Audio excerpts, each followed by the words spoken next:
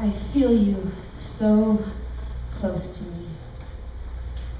I feel you right next door to me.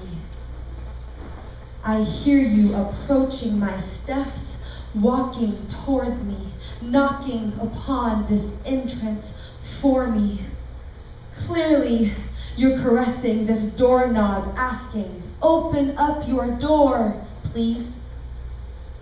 I feel you on the other side of this pillar, standing, outlining the frame to my haven of safety. I hear you breathing on the other side of this wall, whispering, "Please let me in." And I wish I could let him, but there are walls that stand between him. The mere fact that there's a door to knock on proves that I've already locked him out. With walls made of planks of doubt, fear that I'm not worthy. God, you say that you want to come in, but have you really seen me? My insides are dirty.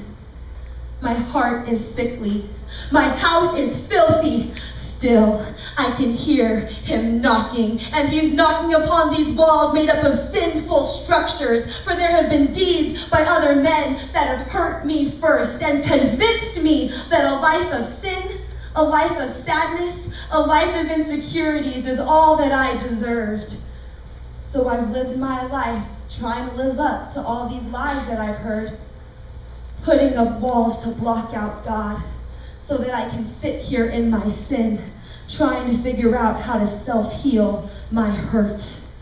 But still, I can hear him knocking, and he's knocking upon these walls made up by guilt and shame. I know I am to blame for how my life has turned out. I am not the little girl my parents raised to be holy and wholesome and set apart, and I don't want God to see me this way.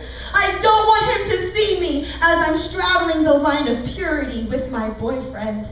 I don't want him to see me as I'm hungover by the alcohol I've used to quench my depression. I don't want him to see me as I'm hooking up with strangers just because I can't be patient. I don't want him to see me as I'm starving myself, trying to look like the world's idea of perfection. But still, I hear him knocking, but I stay locked in, trying to protect myself from being hurt again, from allowing heartbreak to come in again, to hide myself away so that God can't see who I really am.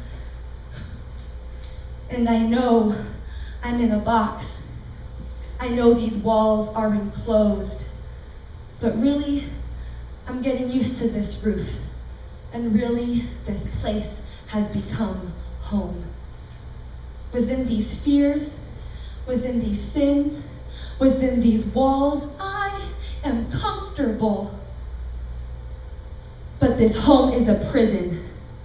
These walls are more like bars holding in a freed man who's chosen to be captive by choosing the sin that slowly seeps into our heads, our hearts, our hands, and with them we've built this separation. I've built this separation between God and me, but still I can hear him knocking, and I'm starting to wonder what it would be like to be set free. I'm getting claustrophobic with all this condemnation cluttering me. I'm getting asthmatic with all this sin that's suffocating me, and I'm almost growing deaf with how loud I can hear God knocking for me, screaming towards me. I hear him shouting, "You don't need to put up walls for safety.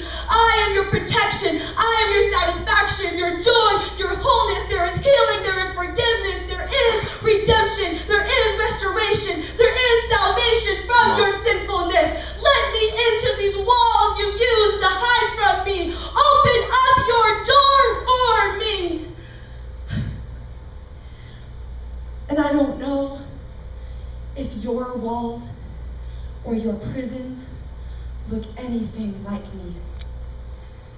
But no matter why you're hiding, if you listen carefully, you too can still hear him knocking, knocking, knocking.